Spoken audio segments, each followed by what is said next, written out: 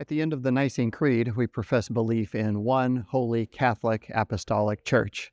These four things are referred to as the four marks of the Church: unity, holiness, Catholicity, and apostolicity.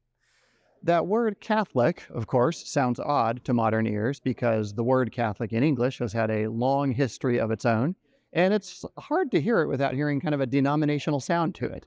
In other words, for Protestants, to use the word Catholic in this sense only when they're saying the Nicene Creed, but the rest of the time to use the word Catholic in the sort of denominational sense and make it sound like Roman Catholic causes lots of confusion. But it's worth looking back at the 4th century context of this Greek word. The Greek word for Catholic actually is Catholic.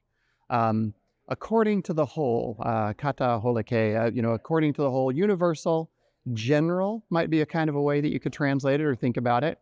And I think the best context is coming from the New Testament. Think about how there's a split in the usage of the word church in the New Testament documents. A lot of the time, most of the time I would say, the word church is used to refer to a particular local congregation, the church in Corinth, the church in Philippi. And Paul and other writers will talk about churches, plural.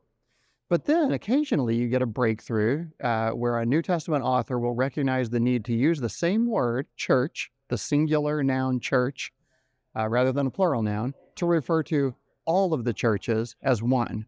That's where you get that impulse toward unity, or I should better say Catholicity, the fact that we can talk about the theological reality of this one entity, which is the church.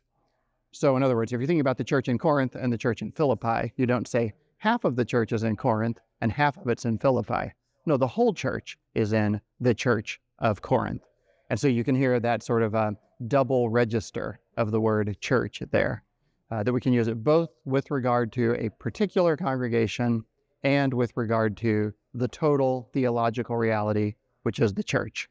So it's a wonderful orientation right there in the Nicene Creed to have this holistic or general or broader sense of the word church built into our confession. The ways you'd want to apply this are Catholic across time. Well, we've already talked about Catholic according to place.